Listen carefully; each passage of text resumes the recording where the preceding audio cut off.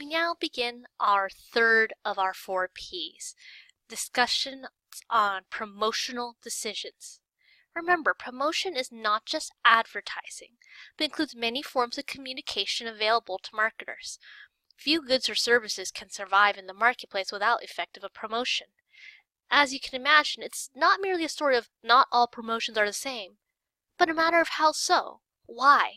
Which promotional choices are more effective for what purposes or products? How do we ensure it achieves firm objectives? In what ways can we mix and match these?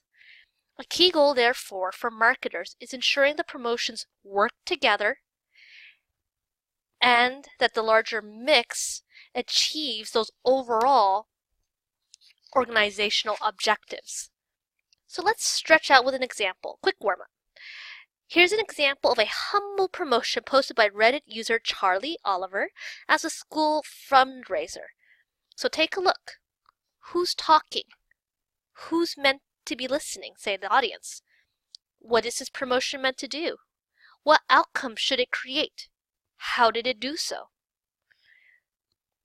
So you can imagine not every promotion will be effective at producing laughs, interests, or types of action. So what do you see? So alternative fundraiser. So promotion is all about communication. So let's get into what we're meant to learn. Again, like the other 4P chapters, the book gives you lots of tools and lots of different versions of a hammer so that you can pick and choose what will be best for that type of hammering you need to do. So don't get too caught up in how many different examples there are. Instead, think of it as a range of tools, and so that you can put together projects such as this one where you say things like, why would it make sense to say, hey, $50. If you donate $50, I am the option I do not want to walk, swim, or run in any activity that has the word thon in it. There is the money I would have spent on my child's free t-shirt. So hopefully you get a chance to think about whether this promotion or another, and let's continue on to what we'll be learning. So here are the primary learning objectives for this chapter. As always, there are a few big ideas and they all boil down to how are promotions different and why, which promotional choices are more effective for what types of objectives, and could you diagnose and recommend a promotional strategy? Keep in mind this chapter will focus on the assumptions that underlie our promotional strategy, and the next few chapters will go into depth how each of the major promotional tools can help be a part of your promotional strategy.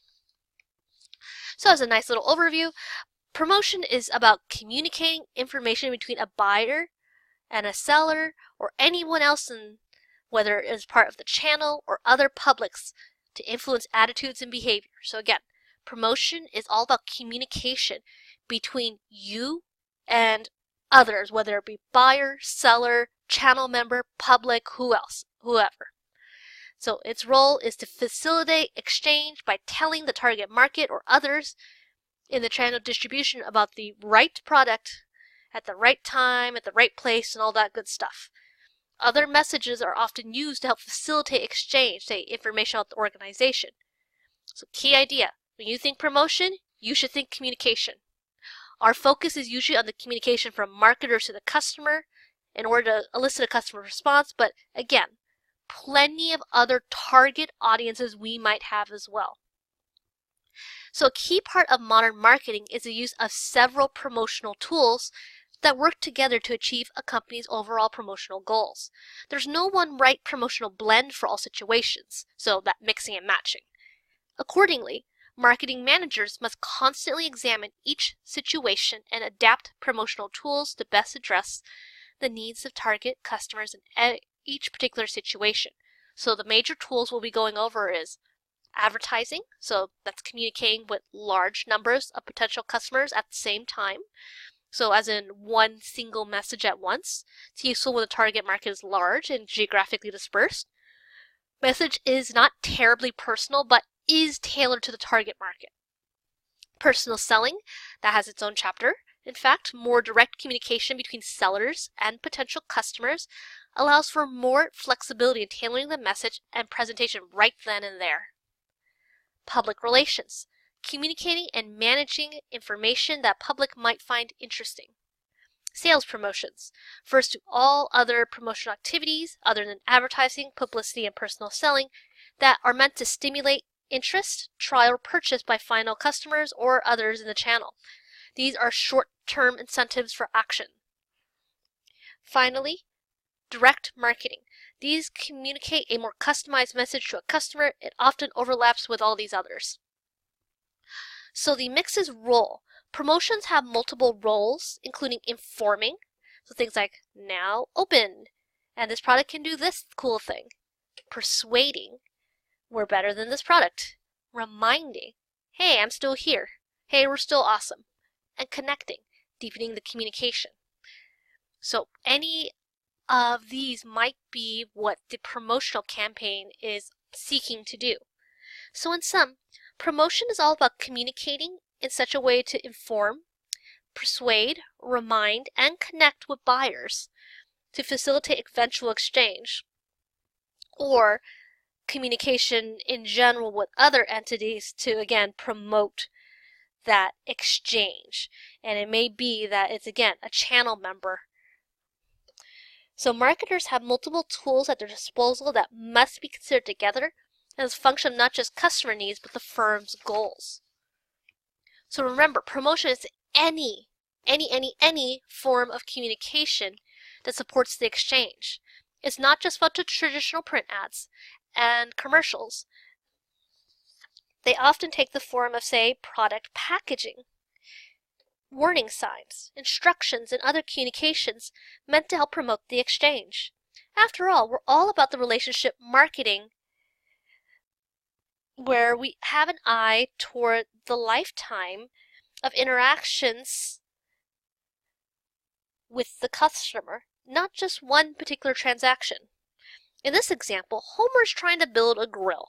Unfortunately, he drops his instructions in the concrete and he realizes he now only has access to the French language instructions, and you can imagine he probably doesn't speak French. Brands must account for all types of user experiences, and that includes user error. It may be the customer's fault that something happened to the instructions, but that would hardly dampen the blow to their brand affect now that their experience building their grill just got harder. So in sum, unlike Homer, who recognizes his masonry failures, the customer is more likely to blame you when things go wrong, or when they feel that you've abandoned them. So your promotions are meant to not only just sell the product, but also to make sure we continue to build a good relationship with the customer from use and whatever else comes our way. So key point we make, which is included in the very chapter title, is that marketers aim for integrated marketing and communications. Integration, integrated, those are the key. So careful coordination is needed to maintain consistency in our messages to audiences. It's the idea that even if your promotional materials don't all do or say exactly the same thing, they should be working together. From our earlier chapters on branding and target marketing, we discussed this before, how Diet Dr. Pepper and Dr. Pepper 10 use Little Sweet for one audience and a manly man in the woods for another. However, at the core, is Dr. Pepper still reflected a healthier but still fun-loving beverage. So remember, the message should be relatively consistent. It's just, in effect, it doesn't have to say the same thing, it can't contradict itself. And effectively, the message should be consistent, and they have to, of course, work together to help facilitate that eventual exchange. So again, integration is key. So a marketing manager usually has to set priorities for the promotion objectives. So it's effectively, what do we want to do by doing this? So informing, persuading, reminding, and connecting are the 4 basic promotional objectives. These are, of course, just a start. You should have more to your objectives, such as who the target is and why. Often a marketer will try to accomplish 2 or more of these tasks at the same time as well. So 4 major objectives. So first of all, informing is the way we educate our customers. So promotion helps customers learn about products, uses, and other other things. So what is it? How do you use it? It should increase awareness and build product and brand image. So informing is especially important for products that are really new, or you have something new to tell people. Next is persuading. Persuading is the way we convince the market to buy the firm's products instead of some other firm's products. So building favorable attitudes so to eventually impel action. It's often specific to the brand. So things like buy today. Ditch the other brand, try as it said, buy another one. Reminding. So this refers to the way we might reinforce associations or patterns that customers have already learned. So it's most suitable if target customers already have positive attitudes about a firm's marketing mix. So a matter of keeping it in the public's mind, assuming that they already have the attitudes you want, or maintaining a habit they already do, such as having a coffee every morning. So don't forget we're here. Don't forget that you like to use us. Don't forget we're available to buy at this retailer. Finally, connecting. Some groups use this to stress the need to build relationships by expanding or deepening the bond. This usually overlaps with the other three objectives. The idea is to get a person more vested in the interaction, brand, or product. So both a matter of expanding how they are willing to communicate and interact with you and deepening the communications they already do. So this would be something like asking for testimonials, feedback, contests, blogs, setting up and hosting brand communities, and so on. So in sum, there are 4 major objectives to promotions that work well according to different needs of the audience, firm, and product. We do tend to break them down into particular types of things we must inform them or persuade them about, but that's for a later slide. So here's an example to remind you how our promotional objectives vary at different touch points. Remember, touch points are encounters between customer and the firm. So promotion can help to facilitate a safe user experience. So promotions in this case are these little signs and symbols. So at the California Disney parks, they have open air shuttles that take you from the parking structure to the park entrance. Obviously, Disney does not want any of its guests falling out and getting hurt, so the handles here are designed differently. Most door handles like these open when you push down on them, so you push down, since it's a very natural way for our hands to move. Disney also knows that another natural action is leaning on said door handles while seated in the tram, which would make the door go flying open while the tram's in motion. Probably not a good thing. Thus, designers made it so that you have to lift the handle up. So you see, up with the arrow to open the door. However, this is not the way we usually think handles should work based on good design, so they added this promotion, an informative sign. So remember, promotion is not just about helping the exchange start, it's also about rendering the service and making the total exchange a success. In this case, Disney needs to balance customer satisfaction with less intuitive door design, say push up to get out, and with safety, keeping people from accidentally opening the tram door by leaning on the handle. The promotion helps add, or rather, effectively, it helps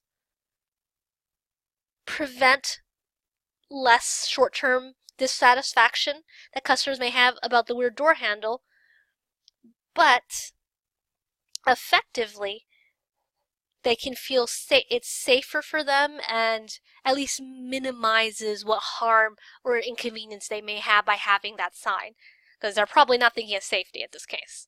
So just an example of one of many touch points they may encounter at the parks. And again, it's not just getting them in the, well, this one is getting them into the parks, but not just getting them to buy something, but all throughout the service and exchange. So going forward, here's a general framework to help guide you as you make your own promotional strategies. So key question is always, what's your objective? What's the point? What do you want to have happen? To whom? Remember, your objective should connect with your longer term objectives. So if you want to boost in sales, tell me why. Tell me what about it is going to help increase profits or increase your other plans. Next, what promotional types will you use to do this? So what tool or tools will you use? A sales promotion like a coupon, an advertisement, maybe a mix of PR and direct mail? Ideally, you will have how each promotional tool aids what objectives. It shouldn't just be a list. Next, what's your message? What is it specifically and how will you communicate it? Remember, the message should answer if the audience asks, so what? What is relevant to your audience? For example, you don't just say, hey customers, we sell awesome steak. You sell the sizzle. That is the primary benefit that matters to the customer. So how will you know if it worked? That's the final thing you should know when you're doing your promotional strategies. You should be able to evaluate whether the promotion worked. A good objective makes this easier to do. So as a reminder, each evaluation will be different depending on the particular tool and its particular objective. So remember, key to this should be, does your promotional strategy have sufficient detail in terms of your reasoning, say why it'll work? Then your next big issue is figuring out how you will track whether the promotion worked. So not only what are you doing and why, but how will you know it worked? So this framework reflects what I want you to get out of this chapter, and for the class, what I want you to do with the new terms you're about to learn. So this wraps up our preview and overview of promotions and integrated marketing communications. So remember, big idea is this stuff's got to work together and you want to be able to make a promotion by the end of this. So next section we'll be talking communication, or rather the communication process. If you have any questions, please feel to reach out. And this is your instructor encouraging you to run with your ideas. Take care.